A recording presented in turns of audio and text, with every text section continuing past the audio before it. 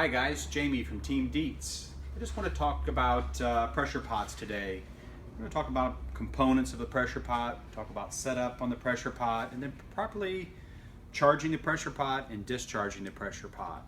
So at the start here, we're just going to open up the pressure pot, break the seal off of it, and then in here we have a pickup tube, we have the pot gasket, here's our intake right here for our air to pressurize it, and this is where we take the paint out.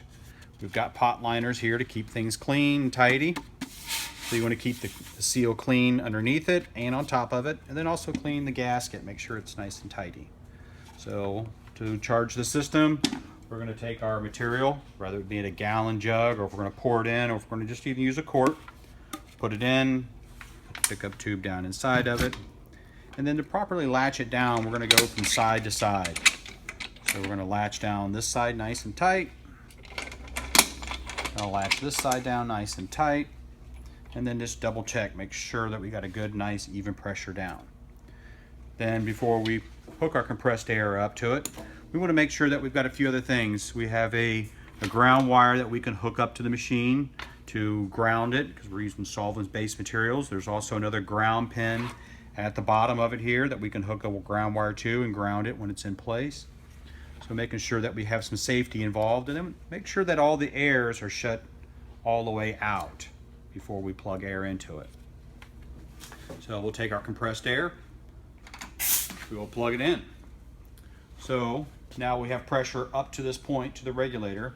Now we can start setting up how much paint flow we're going to have. So the first regulator is paint flow. So depending on what your material is, how thick the material is, would mean how much material you're going to put out of here and how much output you want out of the gun. So for number's sake today, we're going to just run this one up to maybe around 5 to 8 pounds of paint. All right, we're a little higher. So we'll go up to about 17 pounds. The next regulator that we have here is for atomization. So this one here goes straight down, pressurizes the tank, we pull the trigger, we get paint coming out. This one actually allows the air to actually break up this paint stream into small little usable droplets.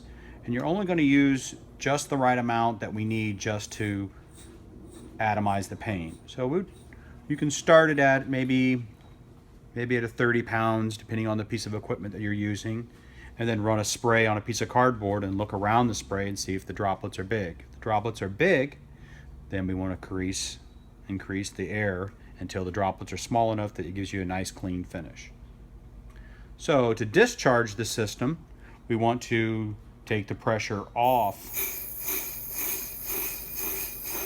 of the atomization side. So there's no pressure now. And then to discharge the paint pot, we want to slowly loosen this and then pull the top valve until all the pressure is off of it. Then at that point, you can disconnect the compressed air and we can actually open up the pressure pot.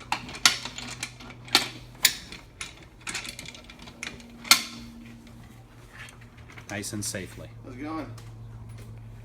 So what you don't want to do, I will demonstrate it one time, is once you pressurize the system, you do not want to make sure, you want to make sure that all the air is off. I'm going to demonstrate what not to do, and I'm going to crank up some air on it. So when I plug this in, it's going to send a blast of air down in there. If there was paint inside there, it would hit the paint, it would splash paint all on the inside and make a big mess. So this is what it looks like and this is what it sounds like. So it's not something that you want to do. And then what also not to do is to not properly discharge would mean just to pop this off, and you'll hear all the compressed air coming out of this when I pop it off. It could allow paint to come back up into the regulators, and when you charge it back up, to push it back out of your system. So this is something you do not want to do. You want to make sure you take the air pressure off. So this would be the incorrect way of doing it.